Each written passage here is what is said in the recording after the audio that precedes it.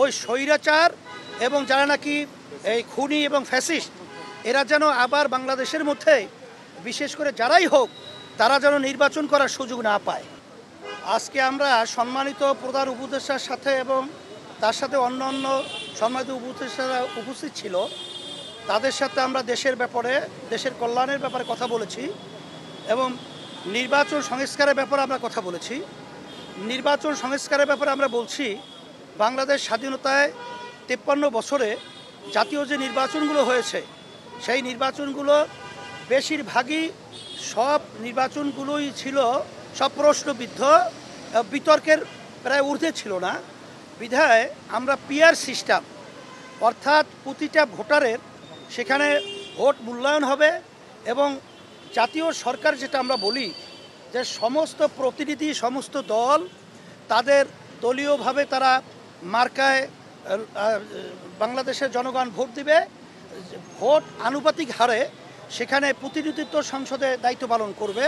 এই পদ্ধতি আমরা বলেছি এবং সেটা খুব চমৎকার এবং তারা সেটা আমাদের প্রস্তাবটাকে তারা ভালোভাবেই গ্রহণ করেছে এবং এটা নিয়ে তারা আলোচনা পর্যালোচনা করবে। আর একটা বিশেষ করে আমরা সম্মানিত উপদেষ্টা তাদেরকে বলেছি যে এই দেশ স্বাধীন 5ই আগস্ট হয়েছে, বহু রক্ত, বহু জানের বিনিময়ে আপনারা যে ম্যান্ডেট এবং যে জনগণের সমর্থন নিয়ে দেশ পরিচালনা করতেছেন, আপনাদের তো কোনো দুর্বলতা নেই। তাইলে কেন যারা নাকি খুনি এবং যারা নাকি দেশের টাকা পাচারকারী এবং যারা নাকি দুর্নীতিবাজ এরা কিভাবে দেশ থেকে পালালো, এইটা আমাদের বোধগম্য না।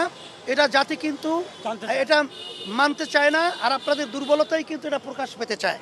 বিধায় আপনাদের শক্তভাবে এই দুর্নীতিবাজদেরকে এবং খুনিদেরকে এবং টাকা পাচারকারীদেরকে আপনারা সেইভাবে ব্যবস্থা নেবেন এবং তাদেরকে আটকিয়ে তাদের শাস্তি অপরাধ অনুযায়ী ব্যবস্থা আপনারা নেবেন।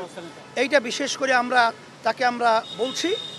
আর বিশেষ করে আর ওই স্বৈরাচার এবং যারা নাকি এই খুনি এবং ফ্যাসিস্ট এরা যেন আবার বাংলাদেশের মধ্যে বিশেষ করে যারাই হোক তারা যেন নির্বাচন করার সুযোগ না পায়, এই বিষয়টাও আমরা উপদেষ্টার কাছে বলেছি।